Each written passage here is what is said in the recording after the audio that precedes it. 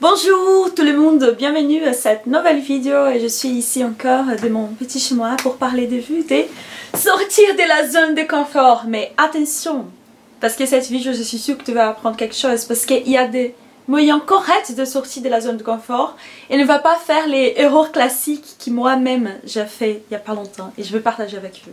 Continue avec moi. Donc les problèmes quand tu veux sortir de la zone de confort, c'est que parfois tu peux aller très loin et tu sors de la zone de confort et tu vas de l'autre côté que c'est la stressing zone. Donc quand tu es dans la stressing zone, tu n'avances pas, tu stresses tout le temps, tu es anxieuse et tes projets, tu as vraiment tu es en danger, tu vas s'écouler, tu vas perdre tout en fait parce que tu as mis beaucoup de pression, tu n'étais pas prête en fait et tu n'as pas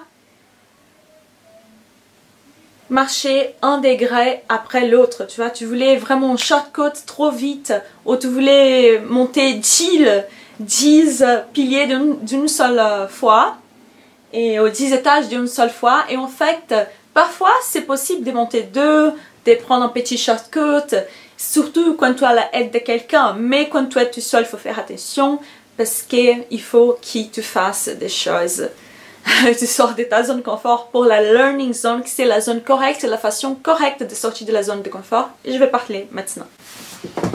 Donc pour ça, il faut que je fasse un dessin ici, ok? Ici, petite, on a notre fameuse zone de confort qui tout le monde connaît. Et je suis sûre, vous ne souhaitez pas être dans la zone de confort.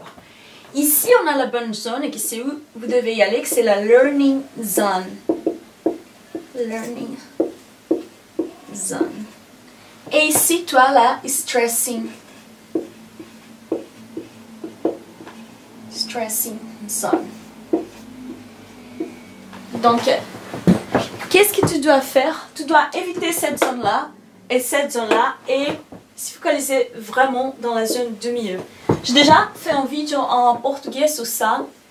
Il n'est pas encore traduit en français. Peut-être un jour je ferai une vidéo qui... C'est toujours quand tu prends une solution moyenne, c'est généralement la bonne solution, surtout si tu as beaucoup en doute entre deux choses qui sont complètement extrêmes. Et souvent sur le milieu chemin, c'est bien, surtout pour les gens qui aiment beaucoup la diplomatie, avancer sûrement. Donc, pour donner un exemple d'une façon pas correcte de sortir de la zone de confort, c'est une chose que j'ai fait récemment quand j'ai commencé à créer ma boîte. Qu'est-ce que j'ai fait? J'étais en rupture conventionnelle avec mon entreprise que j'étais en train de développer au Brésil. Et c'était trop bien, je fais la rupture conventionnelle, j'ai reçu les 2 années de chômage. Qu'est-ce que j'ai fait pendant ces moments-là? J'ai pris l'argent et à la place de continuer à payer mes loyers, mes comptes, mes factures, ma nourriture et avancer petit à petit sur mon entreprise, mettre un peu d'argent, faire des tests, j'ai dit bon, les loyers à Paris c'est très cher, c'est extrêmement cher et comme j'ai ouvert une entreprise au Brésil, je vais prendre tout cet argent et je vais mettre pour développer mon entreprise. Donc je vais laisser mon appart, c'est pas grave, j'étais programmée de passer 3 mois au Canada et de rentrer au Brésil pendant 2 mois, voir ma famille et tout ça, parce qu'il faisait longtemps.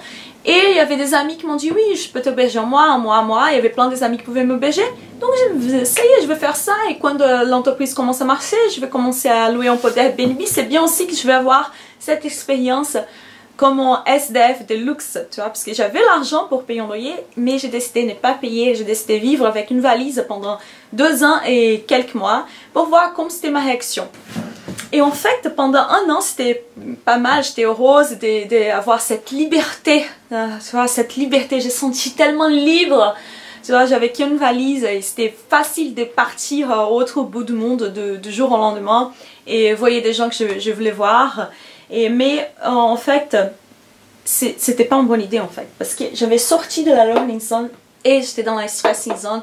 Et j'avais mauvaise impression que j'étais libre, mais je n'étais pas libre. Parce que tous les jours, j'avais la préoccupation, j'ai galéré avec ces sentiments qui où est-ce que je vais dormir demain, où est-ce que mes affaires sont dans une cave, il faut que je réutilise l'affaire dans une cave parce que mon ami va déménager, il faut que je prenne mes affaires, il faut que je mette dans une cave payante, et qu'est-ce que je vais faire demain, et comme si je vais faire ça, et après, les choses que je vais acheter pour l'entreprise, c'était des choses chères, tu vois, j'ai payé des cours super chers pour me former moi-même, des marketing, j'ai payé des consultants marketing, des choses, 5000 €, des choses de ouf, et trop cher, qui ça m'a pas rendu tellement des choses autour. Je suis allée à plein d'événements, j'ai acheté même cette caméra que je suis en train de filmer, j'ai acheté des microphones, et j'avais acheté des matériels, matos, et aussi, j'avais aussi acheté des bouquins, j'avais aussi investi dans des email marketing, dans des campagnes Facebook, dans la page YouTube, avec une personne pour faire les montages vidéo. Donc j'avais beaucoup investi d'argent. Mais les principales, quand aussi on va voir en vidéo bientôt, si tu vois la pyramide de Maslow, les principales, c'était la sécurité, j'avais pas, parce que j'avais même pas une maison où avait mes affaires. J'avais qu'une valise, c'était en liberté. Faites attention avec cette liberté. Il y a des gens qui pensent qu'ils sont libres. Je suis libre. Mais en fait, ils souhaitent être promiscuous. Ou il y a des gens qui pensent qu'ils sont libres, comme moi. Mais j'étais, en fait, j'étais prise dans la stressing zone. Tu vois, il n'y avait aucun confort. Mais il n'y avait pas un espace de croissance non plus parce que j'étais stressée journalièrement. Tu vois. Tous les jours, il y avait stressé où est-ce que je vais dormir.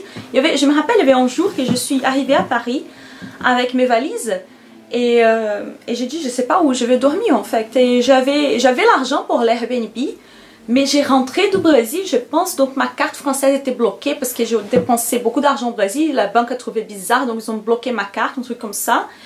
Et je m'en fichais parce que j'avais aussi ma carte brésilienne. Donc c'était bizarre parce que j'avais l'argent et à ce moment-là j'arrivais, je ne pouvais pas prévoir mes amis avant, mais je voyais que ma carte ne marchait pas, mes amis ne pouvaient pas m'héberger, j'ai galéré, c'était 8h30 le soir, je ne savais pas encore où j'allais dormir, j'ai dit mon Dieu, et j'ai passé des heures en train de résoudre ces problèmes. Regarde les temps perdus, les temps que j'ai passés, c'était vraiment une grosse erreur, seulement pour exemplifier. Donc j'ai beaucoup appris. Je veux même faire une vidéo sur cette chaîne bientôt sur mon expérience de plus de 2 ans comme SDF. J'ai beaucoup appris. Ça me fait encore plus forte. J'étais déjà une femme forte, donc maintenant je suis encore plus forte. Et ça me donnait aussi une souplesse et une compassion parce que je vais toujours ouvrir mes portes pour quelqu'un ami ou quelqu'un qui galère, tu vois, pour être obligé quelque temps. Parce que c'est un choix que j'ai fait. C'était pas pour parce que j'avais pas d'option. J'avais l'option, mais c'était un choix que j'ai fait et c'était un choix vraiment dans la stressing zone. Donc fais plus jamais ça. Tu veux sortir de ta zone de confort, va pas pour ta learning zone, pas pour ta stressing zone. Learning zone, par exemple, pour vous qui souhaitent avoir un exemple, je vais te donner un exemple maintenant de comment aller pour la learning zone. Donc zone de confort, j'étais toujours hors de ma zone de confort parce que déjà, depuis petite, j'aime beaucoup la compétition, j'aime beaucoup grandir, j'aime beaucoup voir que j'apprends de nouvelles zones. Donc, zone de confort, j'ai jamais connu, je pense, jamais. Toujours, je suis hors de ma zone de confort.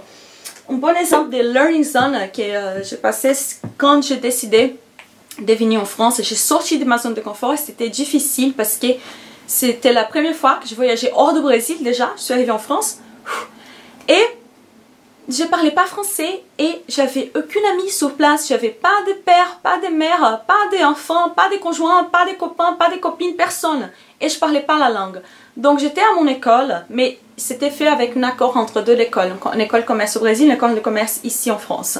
Donc il y avait cette structure des deux écoles pour m'aider un peu et j'ai couru derrière, j'ai appris le français très vite. Comme j'étais étudiante, je pouvais un peu travailler parce que j'avais aussi des économies, j'avais d'argent à côté, j'avais mis l'argent à côté pour rester 6 mois en France, tranquillos, 6 mois. Mais j'ai travaillé beaucoup parce que je voulais continuer plus. Je savais pas, maintenant je suis heureuse parce que j'ai réussi à rester 8 ans et je vais demander ma carte de nationalité. Donc je suis très heureuse et très fière de moi-même parce que quand je suis arrivée, je n'imaginais pas que j'allais rester si longtemps et je me suis dit je veux essayer de rester le plus longtemps possible. On va voir où va ma résistance, tu vois, où va ma résistance parce que c'est pas facile de rester sans famille et dans un pays que tu connais personne, apprendre la langue et galérer pour travailler parce que aussi moi j'ai reçu mon QTF, peut-être si je vais faire une vidéo après sur ça, à l'époque de Claude Gant et Nicolas Sarkozy, ils ont viré plein d'étudiants qui changeaient de status parce qu'ils avaient un numéro d'immigrés qui souhaitaient virer de le territoire. Je suis allée en justice. Là, c'est un exemple de learning zone parce que